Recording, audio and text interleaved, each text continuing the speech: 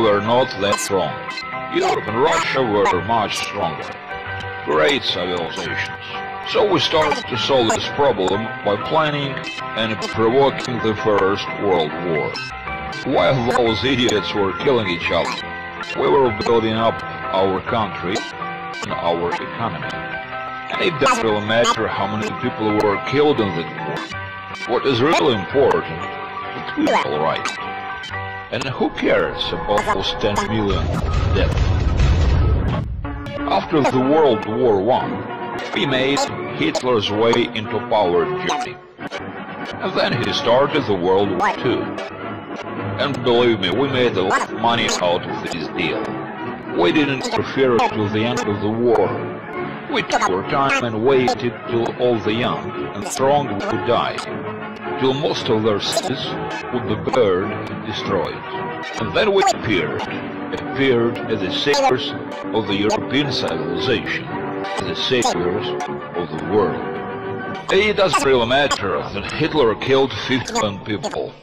Shit happens, as you know. The main thing is that you're alright.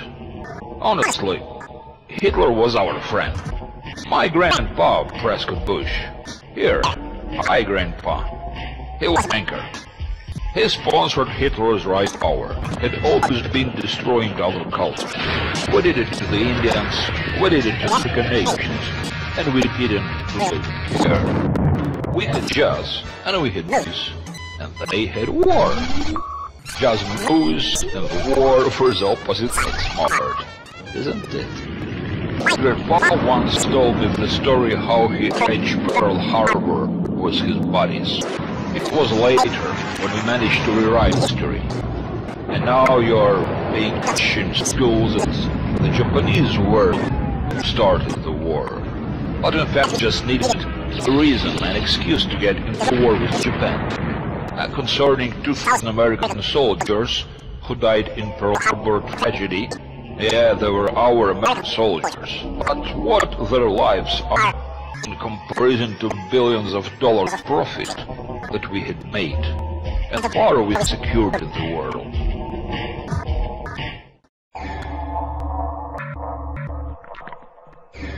Yeah, we won the war.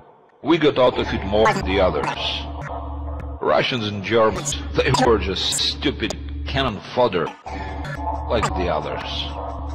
We'll only think that it was enough to give them a couple of subs and some second-hand equipment, and they could finish the deal for us.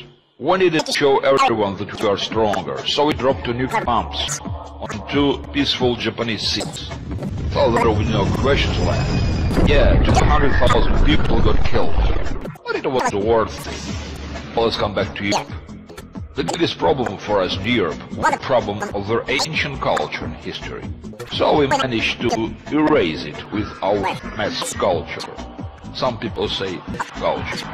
Do you remember how rock and roll started? Yeah, those guys who were singing about love, peace and freedom, give peace a chance and so on. Remember sexual revolution and those beautiful, pathetic hippies? It's naive to think that it all appeared by itself. Yeah, there were a lot of young and talented people. All those young and talented, they always cause problems. But they're the main engine of the revolution. Back then we created the first social virus. So say a plan for fast self-destruction. We called it Live Fast, Die Young. Made up a fairy tale about freedom and human rights. No, we didn't make it up. We used it. A fairy tale about democracy. What freedoms, what rights, what fucking democracy.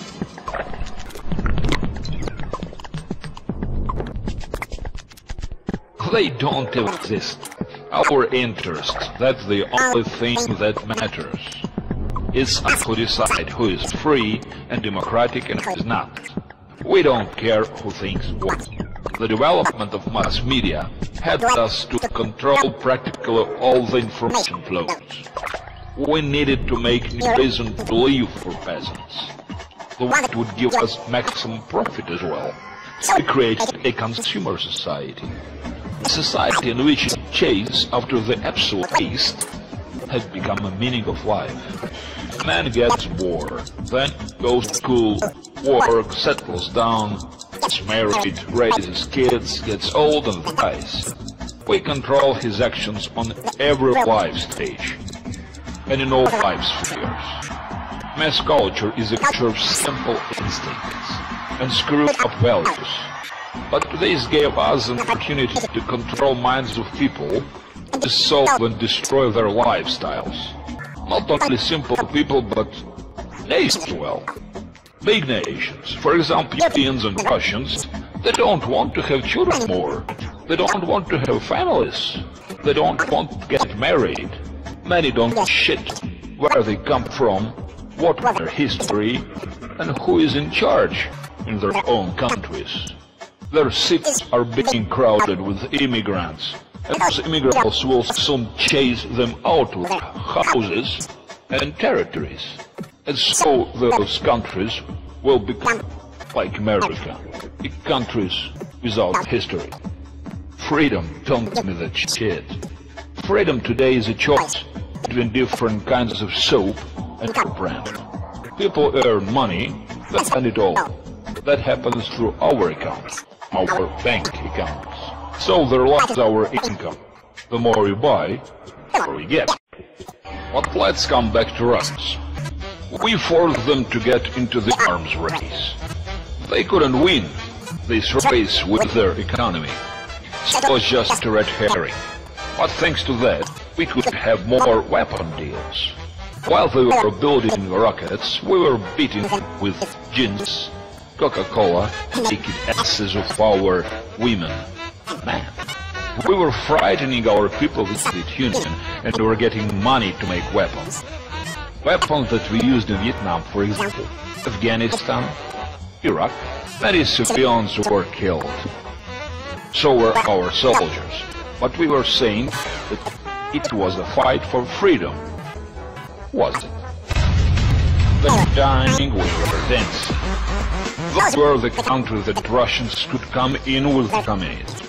But we enslaved those countries. They were very poor. We made them become our debtors, take credits for development. The money they had put into areas it was useless to develop, and then threw the debt to the foe. They were starving, we were dancing. We were the ones to raise terrorists, and now we see the whole world with them. In fact, this network is our own network. The big art of terrorism is our specialization. Only idiots think that everything happens on its own. Any terror act is done by our orders. An human is an animal that is effectively guided with fear. Blow up something, call journalists, and the man is ready to do anything. So he won't get hurt. When we took over Russians, they became a high-class source of scientists who hated their motherland. Fools. We destroyed them. But what we had to do with all our country that was left? So we invaded Europe. So we invaded the former Russian republics. So we destroyed Yugoslavia. Under our instructions, innocent people were killed. But we didn't care, because we don't care about anything. We don't care about those subhumans. They were dying, we were dancing. When we were through there, the question was raised. What to do next? So we needed a new enemy. And we came up with it. It cost us only 5,000 lives. Here he was, Osama bin Laden, the way, our good family friend. We destroyed Twin Towers and got blank check on human rights violations. We can do whatever we want. We can put anyone behind bars. We can torture, kill, just the way it's happening in Guantanamo. And no one can do nothing about that. Who cares that towers were destroyed by the soldiers? Who cares that there were no passenger Boeing crashing the Pentagon? Nobody. People are just stupid idiots that do whatever we want.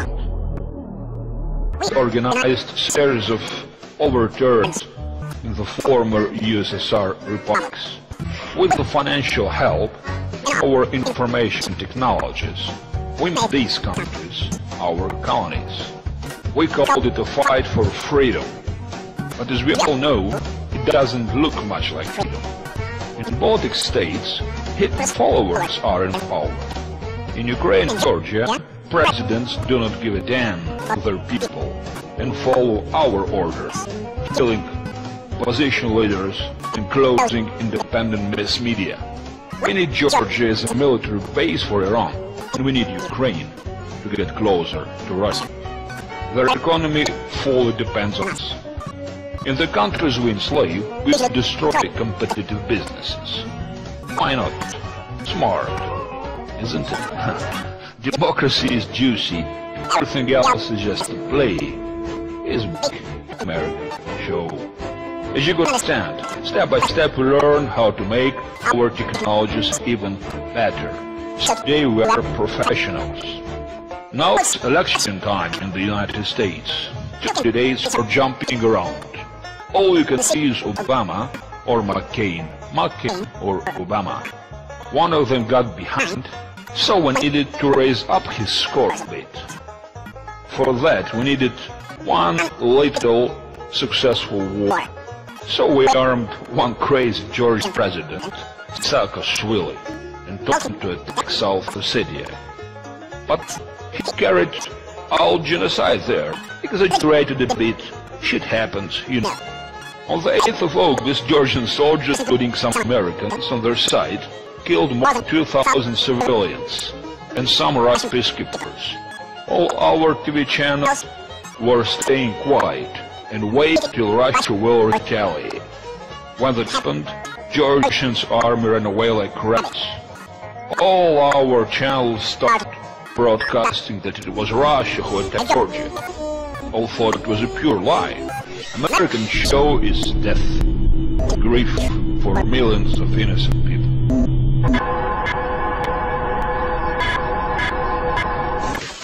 McCain caught up with Obama in polls. Success. Nice, it worked. And here came the crisis. Have you ever seen a crisis that wasn't useful for financial aid? I haven't. Every crisis is controlled. This gives Obama an opportunity to frighten everybody with a crisis. Republicans capable with organized wars and terror acts. Democrats with economic crisis. Who's gonna win? What are you more afraid of? There is no definite difference. This is just a big American show. Oh, how great it is that you're so stupid. You look at this and think you've got a freedom of choice. Well, hello. Fools, wake up.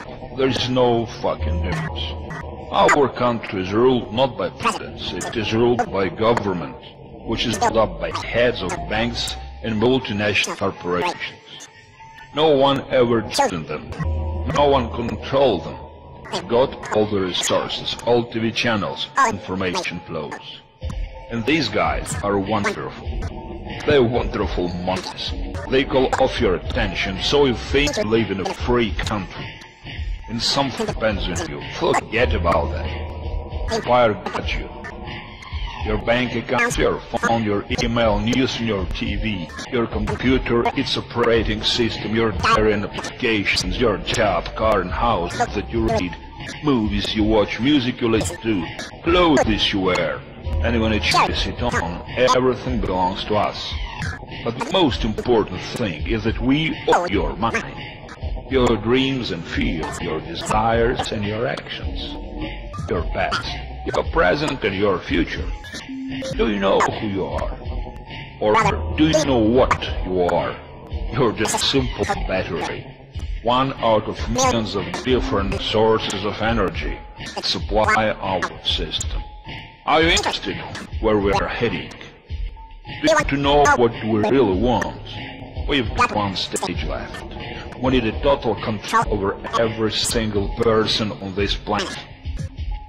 We need one world power. And we need one world peace.